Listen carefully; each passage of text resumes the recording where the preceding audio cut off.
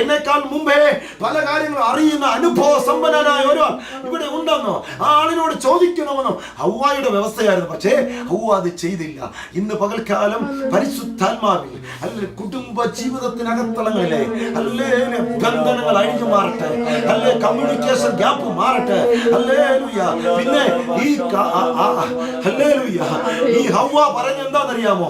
ചെയ്ത തെറ്റിനെ അംഗീകരിക്കാതെ, ചെയ്ത തെറ്റിനെ ഏറ്റെടുക്കാതെ, ചെയ്ത തെറ്റിന് അതേ പ്രൈസറോ ഹല്ലേലൂയ ഒരു സമർപ്പണം വെളിപ്പെടുത്താതെ പ്രൈസറോ ആദാമിന്റെ മേൽ ഹല്ലേലൂയ കുറ്റം കെട്ടിവെക്കുവാൻ ഹല്ലേലൂയ ശത്രുവായവൻ അവളെ പഠിപ്പിച്ചു.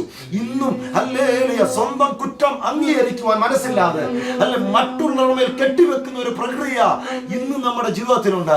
മറ്റുള്ളവരുടെ കുറ്റങ്ങൾ അത് പ്രൊജക്റ്റ് കാണിക്കുന്ന ഒരു പ്രക്രിയ നമുക്കുണ്ട്. ഇന്ന് നമുക്കൊന്ന് മടങ്ങി വരാം. കർത്താവേ, എന്റെ കുറവ് കൊണ്ട് ആരാധന തകർന്നെങ്കിൽ, എന്റെ കുറവ് കൊണ്ട് ആത്മീയ ജീവിതം തകർന്നെങ്കിൽ, എന്റെ ജീവിതം കൊണ്ട് എന്റെ കുറവ് കൊണ്ട് എന്റെ കുടുംബം ശിഥിലമായെങ്കിൽ, കർത്താവേ ആരാധനയുടെ മണ്ഡലങ്ങൾ അന്യാധീനപ്പെട്ടെങ്കിൽ ഞാൻ മടങ്ങി വരാൻ തയ്യാറാ.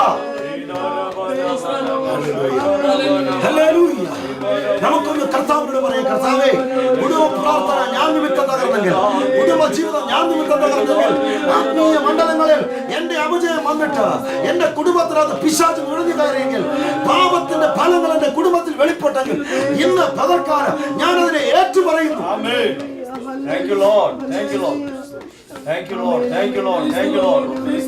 നീ മടങ്ങി വന്ന് മാനസാന്തരപ്പെടുന്നു.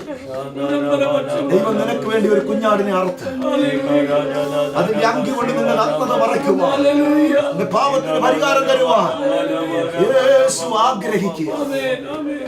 നീതിമാന്റെ അവകാശം അവന്റെ ആരാധന, ഒറ്റയ്ക്കുള്ള ആരാധന, കുടുംബമായുള്ള ആരാധന, തോട്ടത്തിനകത്തെ സന്തോഷം. അടുത്ത വാക്യമാണ് ഇതിനകത്ത് പറയുന്നത്, അത് അടുത്ത ചിന്തയാണ്. ഈ ആരാധനയിൽ അലച്ചരിയും അനുസരണക്കേടും വ്യാപരിച്ചപ്പോൾ ദൈവം അവനെ തോട്ടത്തിൽ നിന്ന് പുറത്താക്കി.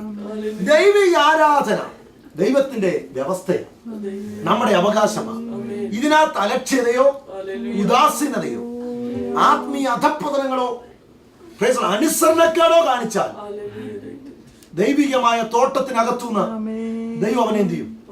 പുറത്താക്കും.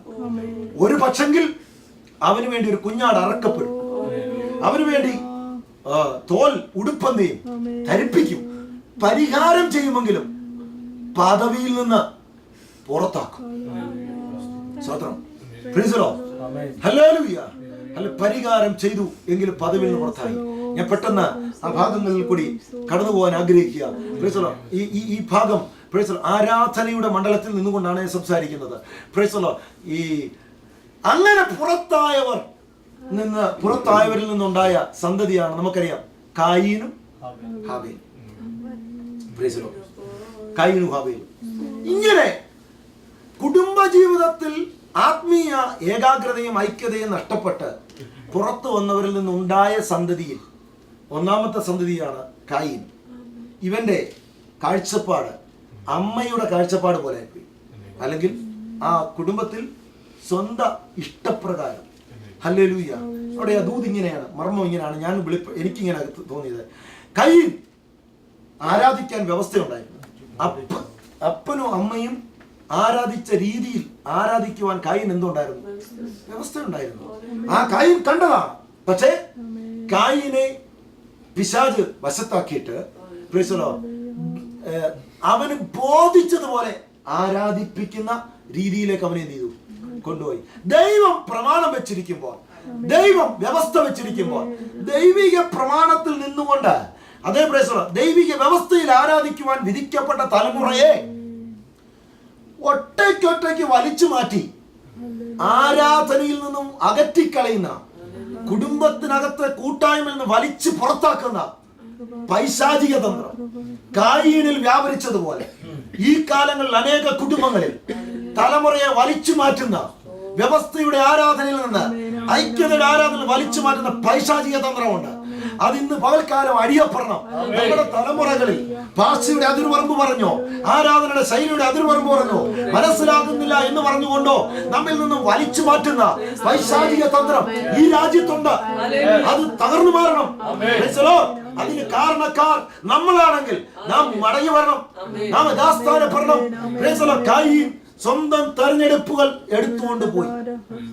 കയീനെ പറ്റി ഇങ്ങനെയാണ് പറയുന്നത്, അവൻ ബോധിച്ചതുപോലെ ആരാധിച്ചു. ഞാനിങ്ങനെ ചിന്തിക്കുവാനിടയായി, ഈ ഹാബേലിനോട് പറഞ്ഞിട്ട്, എടാ അനിയ, എനിക്ക് ഈ ഭൂമിയിലെ സാധനങ്ങളാവുള്ളത്, നീ ഒരു ആട്ടിടയനായിരിക്കുക, നീ ആടിനെ വളർത്തുന്നവനാ, എനിക്ക് ഈ ആടിനെ ഒന്ന് തരാമെങ്കിൽ ഞാൻ ഈ ഭൂമിയിലെ സാധനങ്ങളെല്ലാം നിനക്ക് തരാം എന്ന് പറഞ്ഞൊരു ആടിനെ മേടിച്ച് ഇവൻ എന്ത് ചെയ്യായിരുന്നു?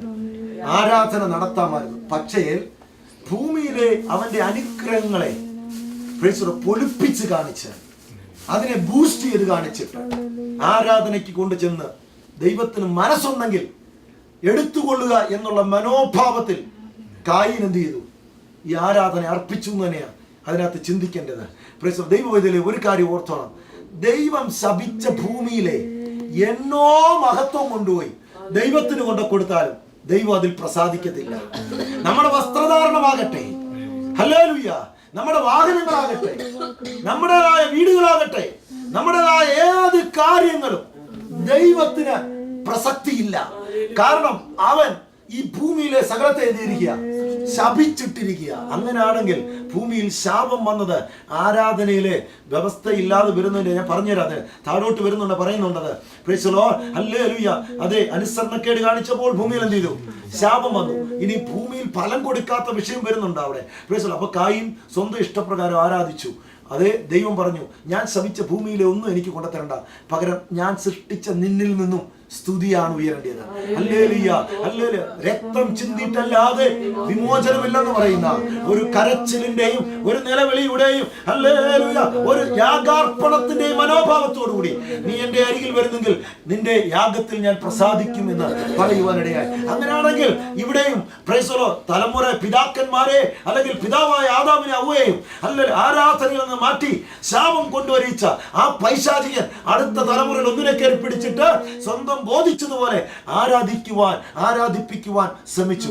ഇന്ന് രാവിലെ പരിശുദ്ധാത്മാവിൽ നമ്മുടെ കുടുംബങ്ങളിൽ അങ്ങനെ ബോധിച്ചതുപോലെ പോകുന്ന ഏതെങ്കിലും തലമുറയുണ്ടെങ്കിൽ അവന്റെ മേലുള്ള വ്യാപാരം ഇന്ന് അഴിയപ്പെടുവാൻ സ്വർഗം ഇടയാക്കട്ടെ. അവനെ മടക്കിക്കൊണ്ടിരുവാൻ ദൈവം ഇടയാക്കട്ടെ. അവന്റെ കാഴ്ചപ്പാടുകളെ മാറ്റുവാൻ ദൈവം ഇടയാക്കട്ടെ. ദൈവം പ്രസാദിച്ചില്ല അവനെ. ദൈവം പ്രസാദിച്ചില്ലെങ്കിൽ ദേഷ്യം വരും. ദൈവം പ്രസാദിക്കാത്ത ആരാധനക്കാരാണ് സ്തോത്രം കോപം വന്നിട്ട് ഹല്ലേലൂയ മുഖം വാടും. കണ്ടിട്ടില്ലേ? പലരുടെ ആരാധനയ്ക്ക് ശേഷം എന്ത് ചെയ്യുന്നു? മുഖം വാടിയിരിക്കും. Price the Lord. ആരാധനയ്ക്ക് വരുന്നവർ നല്ല പ്രസാദത്തോടെ വന്നിട്ട് ആരാധന കഴിയുമ്പോൾ കടന്നൽ കുത്തിയതുപോലെ തിരിച്ചു പോകുന്നത് കണ്ടിട്ടുണ്ട്. കാരണം അവർ അന്നത്തെ ആരാധന എന്ത് ചെയ്തിട്ടില്ല? ദൈവം പ്രസാദിച്ചിട്ടില്ല. ഇന്ന് കർത്താവ് നമുക്കൊന്ന് ചിന്തിച്ചു നോക്കാം. അവന്റെ മുഖം വാടി ദൈവപ്രസാദമുള്ള ആരാധന നടത്തിയാൽ ഒരിക്കലും മുഖം കാണത്തില്ല. തെളിവ് തരാം. ഹന്ന ദൈവസന്നിധിയിലിരുന്ന് പ്രാർത്ഥിച്ചു, ദൈവത്തോട് നിലവിളിച്ചു.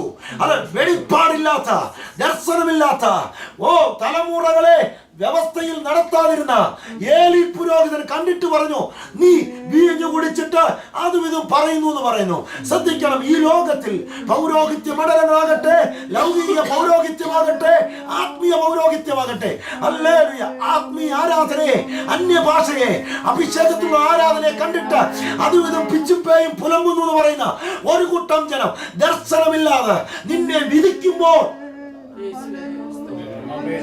നിന്റെ ആരാധനയ്ക്ക് വിലയിടുമ്പോൾ, ഹല്ലേലൂയ, ഹന്ന പറഞ്ഞു, ഈ ആരാധനയുടെ പ്രതിഫലവുമായി ഞാൻ ആലയത്തിൽ വീണ്ടും വരും. അവളെ വിധിച്ച് അവളെ പല്ലു പറഞ്ഞപ്പോൾ അവൾ മുഖം വാടിയല്ല മടങ്ങിപ്പോയത്, അവളുടെ മുഖം പിന്നെ വാടിയില്ലെന്ന്. നീ ആത്മാവിൽ ആരാധിക്കുന്നത്, പ്രാർത്ഥിക്കുന്നത് കണ്ടിട്ട് നിന്നെ ആരെല്ലാം പല്ലു പറയട്ടെ, നിന്ദിക്കട്ടെ, അല്ലാതെ തള്ളിപ്പറയട്ടെ, ഇപ്പം കിട്ടുമടി എന്ന് പറയട്ടെ, ഇപ്പം കിട്ടുമടാന്ന് പറയട്ടെ, നീ ഇതൊക്കെ ചെയ്തിട്ട് പെന്തക്കോസ്തിന്റെ അനുഭവത്തിലേക്ക് വന്നിട്ട് ആത്മാവിൽ ആരാധിച്ചിട്ട് അഭിഷേകത്തിൽ ആരാധിച്ചിട്ട് എന്ത് കിട്ടിയെന്ന് ചോദിക്കുമ്പോൾ ഹല്ലേലൂയ, ഹന്ന മുഖം വാടിയതുപോലല്ല മടക. അവൻ പറഞ്ഞു, വിശ്വാസത്തിന്റെ വാക്ക് പറഞ്ഞു, ഞാൻ ഈ ആരാധിച്ചതിന്റെ മടക പ്രതിഫലം എനിക്ക് വരും ദിവസം കാണും. ഞാൻ ഈ ആരാധിച്ചതിന്റെ പ്രതിഫലവുമായി ഞാൻ മടങ്ങി വരും. ഞാൻ ഈ ആരാധിച്ചതിന്റെ അനുഗ്രഹവുമായി ഞാൻ മടങ്ങി വരും.